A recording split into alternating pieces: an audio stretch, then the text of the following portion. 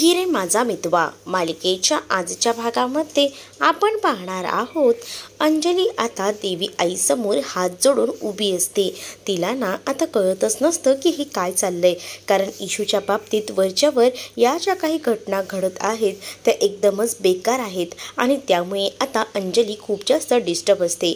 मामा तिला विचारतात की काय झालं आहे, काही सांगशील का? तर मामांना ती सांगते की बघा ना, मला ना खरंच खूप टेन्शन आलंय.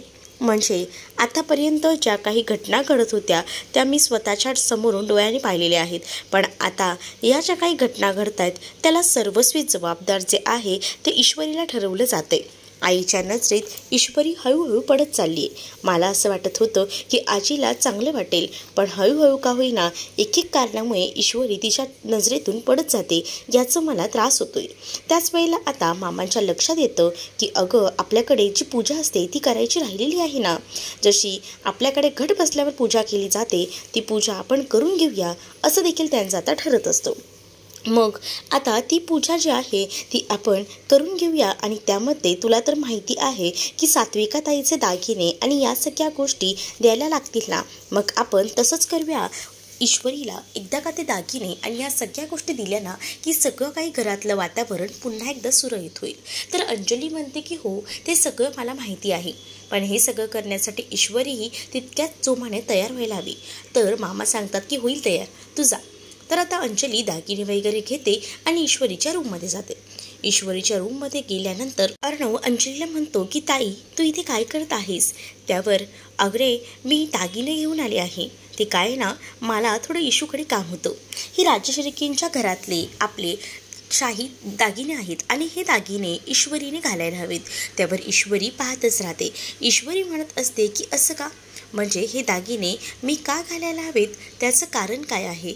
त्याच वेळेला आता ह्याचं कारण आता ईश्वरीला अंजली देऊ लागते आणि म्हणत असते की ते काय ना, हे दागिने जे आहेत ते तू घालायचेत. आपल्याकडे एक पद्धत आहे आणि ती पद्धत म्हणजेच दर नवरात्रीमध्ये आपल्याकडे घट बसल्यानंतर ही पूजा केली जाते. ही पूजा देवीची असते आणि दोघांनी मिळून त्याची आरती देखील करायची असते आणि त्याच वेळेला आता जोडीने ही पूजा करायची आणि हे सगळे राजश्री घराण्याचे दागिने घालायचे. आईसुद्धा ही पूजा करताना अशीच तयार होऊन हे दागिने घालायची.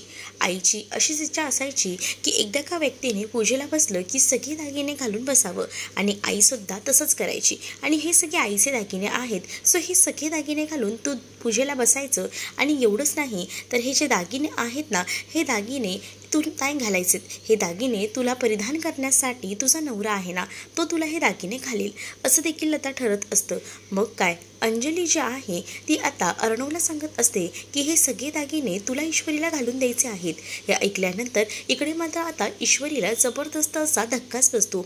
ईश्वरी म्हणते काय, तर अर्णव म्हणतो मला काही कळलं नाही. तर अंजली म्हणते की अरे, हे जे दागिने आहेत ना, हे तू स्वतःच्या हातानेच ईश्वरीला घालायचे आहेत आणि तेव्हा ईश्वरीला छान तयार देखील करायची जबाबदारी तुझ्यावर आहे.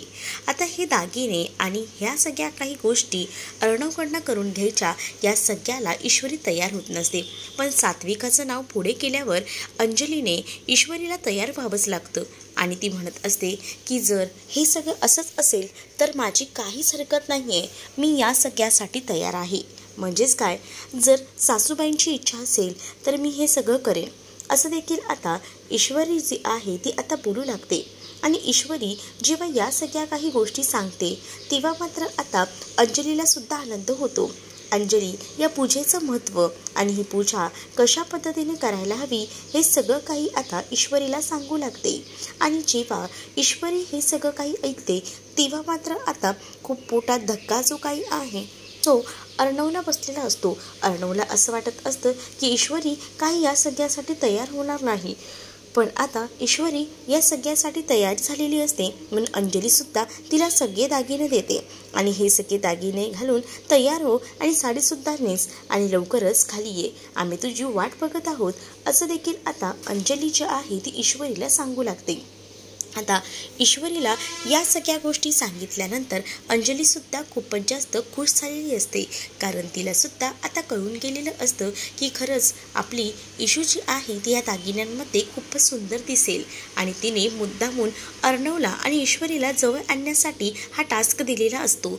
तर आता ईश्वरी साडी वगैरे नेसून छान तयार झालेली असते आणि ज्या वेळेला ती छान तयार होते ना, तेव्हा आता एका जागेवरती बसलेली असते. कारण तिला ना आता त्याच्याकडनं हे सगळे दागिने घालून घ्यायचे असतात ना. तर अर्णवसुद्धा तिथे येतो आणि अर्णव ईश्वरीला म्हणतो की झालीस ना रेडी, करायची का तयारी? त्यावर ईश्वरी म्हणते कसली? अर्णव म्हणतो तुला माहिती आहे ना दागिने घालायचे आहेत, मग त्याची सुरुवात करायला नको का? चल आपण त्याची सुरुवात करूया. त्याच वेळेला आता अर्णवला ईश्वरी म्हणत असते की हे सगळं काही मी केलं असतं, पण ते काय ना रीतीभाती आहेत ना, सो मला ते करावं लागेल असं देखील आता ती म्हणू लागते. आणि जेव्हा या सगळ्या गोष्टी ती म्हणत असते तेव्हा आता अर्णव तिला दागिने घालण्यासाठी तयार करतो. तर आता पहिल्यांदा अर्णव जो आहे तो दागिने घालण्यासाठी तयार असतो, पण त्यांनी सुरुवात पैंजणांपासून केलेली असते. म्हणजेच तो आता खाली बसतो आणि म्हणतो की चल दे पाय इथं. आणि त्याच वेळेला तो हळूवारपणे तिची साडी देखील वरती करत असतो. तर आता या सगळ्या गोष्टी ज्या आहेत त्या बघूनच खूप जास्त टेन्शन जे आहे ते खरं तर ईश्वरीला येत असतं. ईश्वरी म्हणत असते की हे काय करताय तुम्ही? त्यावर ईश्वरीला आता सांगण्यात येतं की हे काय, तुझ्या पायात पैंजण घालतोय मी आणि काय अजून करणार आहे मी? आणि असं बोलून तो आता तिचा पाय स्वतःच्या पायावर घेतो आणि हळूवारपणे तिची हलगत अशी साडी वर करतो. जेव्हा तो तिची साडी हळूवारपणे वर करतो तेव्हा मात्र आता ईश्वरी म्हणत असते की हां पैंजण घालायचेत ना, मी तर विसरलेच. आणि त्यानंतर अर्णव हळूवारपणे त्या दागिन्यांच्या बॉक्समधून पैंजण काढतो आणि ती ईश्वरीच्या पायात घालतो.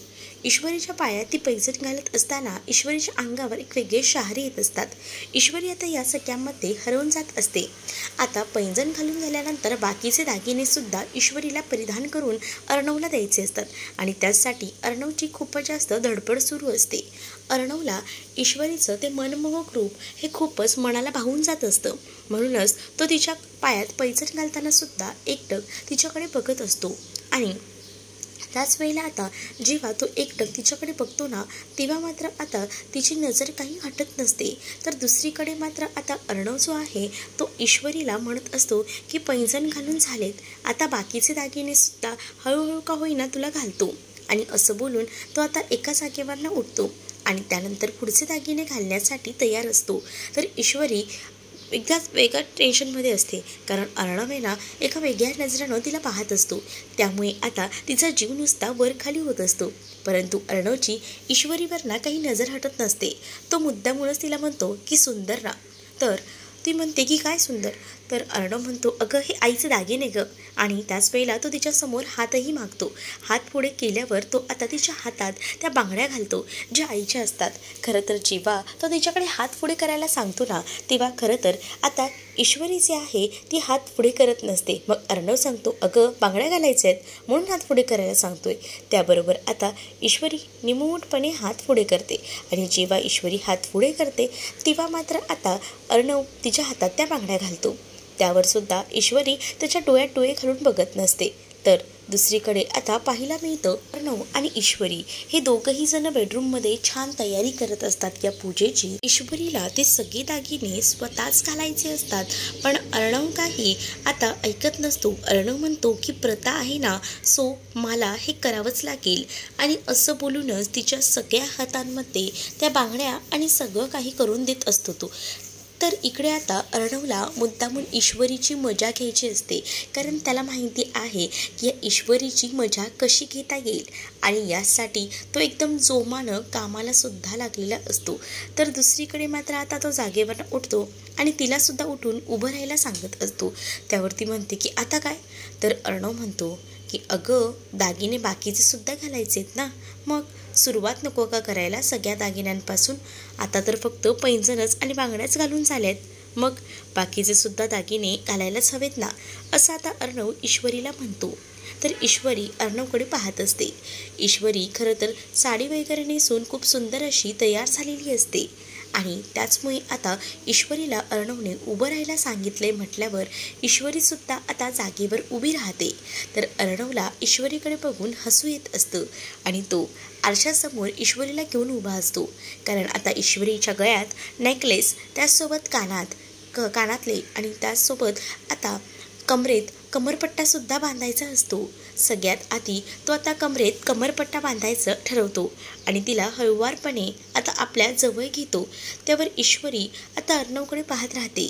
तिला कळतच नसतं की हे सगळं काय सुरू आहे। अर्णवने अलगदपणे तिच्या कमरेत आता हात गुंफलेले असतात आणि तो म्हणतो की अगं हा लावायचा आहे ना कमरपट्टा म्हणून। आणि त्यानंतर आता ईश्वरीचा नाईलाज असतो। ईश्वरीला अर्णवला आपल्या कमरेत हात घालायला द्यावाच लागतो आणि त्यामुळे आता अर्णव जो आहे तो ईश्वरीच्या कमरेत हळुवारपणे जेव्हा तो कमरपट्टा घालत असतो ना तेव्हासुद्धा आता ईश्वरी अर्णवमध्ये एकटक हरवून गेलेली असते। तिला आता काही सुचत नसतं पण ती अर्णवकडे मात्र एकटक पाहत राहते। त्याच वेळेला आता अर्णव तो कमरपट्टा बांधताना खूप जास्त रोमॅन्टिक झालेला असतो आणि ईश्वरीच्या जवळ येतो आणि हे ईश्वरीला सुद्धा कळत नसतं। ईश्वरी एका वेगळ्याच तंद्रीत असते। तिला आता या सगळ्या गोष्टी काहीशा वेगळ्या आणि युनिक वाटत असतात पण त्याच वेळेला आता तिला सुद्धा कळत नसतं की ती कशी काय एवढी अर्णवमध्ये हरवून गेलेली आहे। तिची नजरही अर्णववरनं हटत नसते।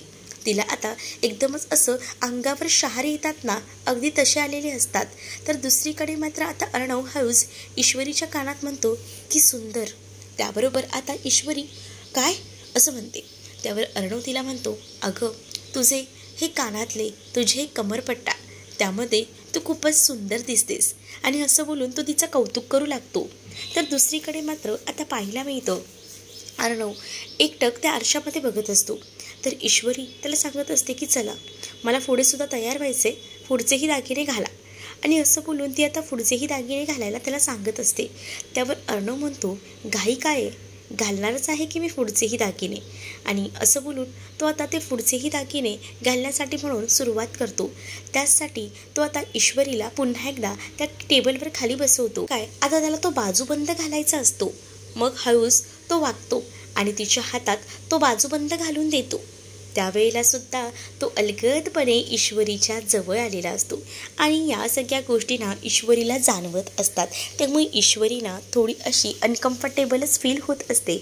पण काही झालं तरीसुद्धा आता ना तिची नजर काही अर्णववरनं हटत नसते। त्यानंतर अर्णव ईश्वरीला म्हणतो की चल आता आपल्याला कानातले सुद्धा घालायचे आहेत, जरा मागे होतेस का।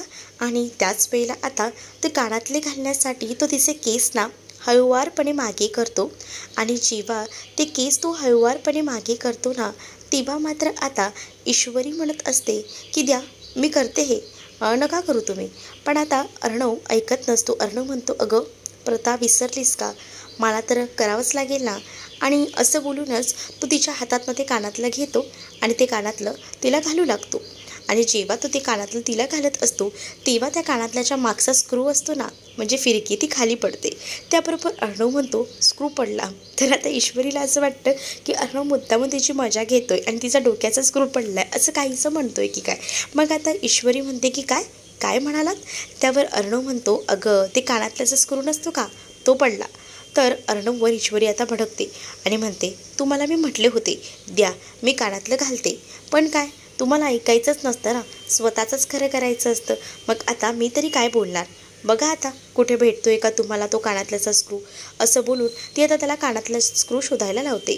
त्यानंतर ती म्हणत असते की मला ना असं वाटतंय की तुमच्या स्टाफलाच बोलवावं लागेल वाटतं आता कानातल्याचा स्क्रू शोधायला। असं म्हटल्यानंतर तिला तो म्हणतो अगं ए पाय उचल सगळं भेटेल मग। असं बोलून तो अलगदपणे तिला पाय उचलायला सांगतो आणि त्याच वेळेला आता जेव्हा तो तिला पाय उचलायला सांगतो तेव्हा ती म्हणते की बघा उशीर होतोय लवकर चला आपल्याला ऑलरेडी पूजेला जायचं आहे आणि ह्यामध्ये उशीर झालेला मला चालणार नाही। आणि असं बोलूनच ती त्याला मुद्दामून छळत असते। त्यावर अर्णव म्हणतो की जरा पाय उचल म्हटलं होतं तुला ह्या बघ इथेच होता तुझ्या पायापाशी पण पाय उचलायला नको ना चला आता मी घालते माझे दागिने। पण अर्णव ऐकत नाही।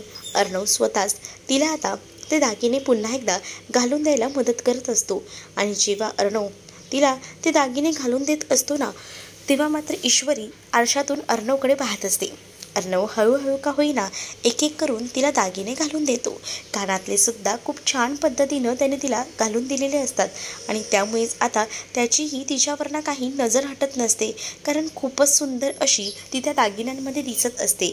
आता हे दागिने एक एक करून अर्णव तिच्या कानात, त्याचसोबत गळ्यात आणि बाजूबंद या सगळ्या काही गोष्टी त्याने एकदम चोखपणे केलेल्या असतात. कारण त्याला आता त्याच्या आईचे दागिने हे सगळं काही ईश्वरीच्या अंगावर पाहून खूपच छान वाटत असतं. तर ईश्वरीला वर तो म्हणत देखील असतो की तुला माझ्या आईचे दागिने चालतात, माझ्या आईला तू सासू म्हणायला तयार आहे, पण मला नवरा म्हणायला तयार नाही. वा, काय असतं ना एकेकाचं. असं बोलून ना मुद्दाम म्हणून तो तिला छळत असतो. त्यावर ईश्वरी म्हणते की आता झालेत ना दागिने घालून, आता मला जायचं आहे, तुमचं आवरलं आहे का, तर चला. त्यावर अर्णव तिला म्हणतो म्हणजे अजूनही तुला असंच वाटतंय ना की आपण दोघांनी एकत्र जावं असं, बरोबर, शेवटी आपण नवरा बायको आहोत ना, असं बोलून ना तो मुद्दाहून तिला छळत असतो. तर आता अर्णव ईश्वरीला म्हणतो की थांब, हे राहिले, आणि तिला ती नथ दाखवतो. त्यावर अर्णवला ईश्वरी म्हणते की द्या, मी ती नथ जी आहे ती वेअर करते. पण नाही, अर्णव आताही ईश्वरीचं ऐकत नाही.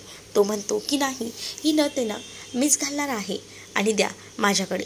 तर अर्णव ईश्वरीची ती नथ तिच्या नाकात देखील घालून देतो आणि त्यामुळे आता ईश्वरीचं रूप अजूनच सुंदर दिसतं. ती एकदम खुलून आलेली असते आणि ईश्वरीकडे आता अर्णव एकटक पाहत असतो. आणि जेव्हा अर्णव ईश्वरीकडे एकटक पाहत राहतो ना, तेव्हा मात्र आता ईश्वरी म्हणत असते की झालंय ना आता सगळं, चला मी निघते. आणि असं बोलून ती आता चाललेली असते. अर्णव अलगद तिचा हात धरतो आणि अर्णव ना जेव्हा तिचा हात धरतो ना अलगदपणे, तेव्हा मात्र आता ईश्वरी म्हणते काय, तर अर्णव म्हणतो हा धरलेला हात ना कधीही सोडणार नाही, कारण हा हात कायमच पकडण्यासाठी धरला आहे, सोडण्यासाठी नाही. आणि त्यामुळेच माझ्या आयुष्यात तू आलीस ना, हेच माझ्यासाठी खूप आहे आणि मी तुझी साथ कधीही सोडणार नाही, असं देखील तो तिचा हात हातात धरत आता बोलत असतो. आणि जेव्हा तो हे सगळं काही बोलतो ना, तेव्हा मात्र आता ईश्वरी जी आहे ती एकटक अर्णवकडे पाहू लागते. तर त्यानंतर मात्र अर्णव म्हणतो की ठीक आहे, तू एकटीच जाणार आहेस का, मग खाली पुन्हा एकदा तुला सगळेजण विचारतील की एवढा वेळ कसा, आणि आलीस तर आलीस आणि वर एकटीच आलीस का, मग त्यापेक्षा थांब, जोडीनेच जाऊया, आणि आज तू खरंच खूप सुंदर दिसत आहेस, असा मनातल्या मनातच विचार तो आता करत असतो. आणि तिला दारावरच थांबवून ठेवतो आणि तिला म्हणतो की थांब, आपण एकत्र जाणार आहोत. आणि असं बोलून तो तिला थांबवून घेतो. मग काय, आता दोघंही जण जोडीनं एकत्र खाली जायचं ठरवतात. आणि जेव्हा त्या दोघांनी जोडीनं एकत्र खाली जायचं ठरवलेलं असतं ना, तेव्हा मात्र आता ईश्वरी वर्णवसाठी थांबलेली असते. अर्णव आणि ईश्वरी दोघंही जण आता जोडीनं खाली जातच असतात. तर इकडे मामा आणि अंजली तयारीतच असतात. तर आजीसुद्धा बाहेर येतात. आजीही म्हणतात, आजीला बाहेर आल्यानंतर अंजली म्हणू लागते की बरं झालं गं आजी तू आलीस, म्हणजे कसं आता आपली पूजा तर होणारच आहे आणि त्याचसोबत सगळी तयारीही झालेली आहे. हे बघ, आता फक्त ईश्वरी आणि अर्णव खाली यायचे तेवढे राहिले आहेत, असं आता ती म्हणते. मग काय, नवीन सून कुठे आहे, दागिने घालणार आहे ना ती. तर मामाने हे विचारल्यावर अंजली म्हणते की हो, मग दागिने तर मी तिला दिले आहेत. तेवढ्यातच अंजली आणि मामाची नजर वरती जाते आणि ते दोघंही जण बघतात तर काय, अर्णव आणि ईश्वरी आता वरून येत असतात. आणि त्याच वेळेला आता ईश्वरीने सगळे काही सात्विकाताईंचे दागिने घातलेले असतात आणि त्यामध्ये ईश्वरीचं सौंदर्य खूपच जास्त खुलून आलेलं असतं.